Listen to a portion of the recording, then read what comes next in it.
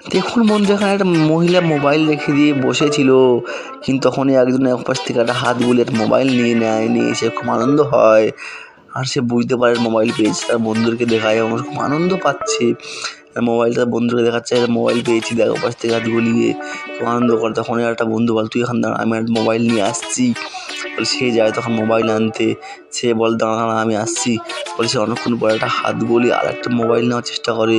তখনই মেয়েটা বুঝতে পারলো, আর সে বললো, দাঁড়া তোদেরকে আমি ব্যবস্থা দেখাচ্ছি, ব্যবস্থা করছি।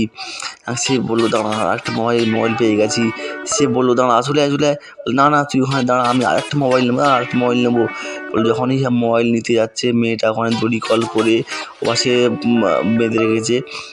যে হাত গলিয়েছে তখনই হাতে বেঁধে গেছে, এবং সে ওপাশ থেকে টান দিল, হাত বেরোচ্ছে না, কিন্তু মেয়েটা ওখান থেকে হাতে দড়ি বেঁধে টান টান করছে। এবার তার বন্ধুগুলো পালিয়ে গেল। এবার ওর জন্য বললো এবার মৃত্যু।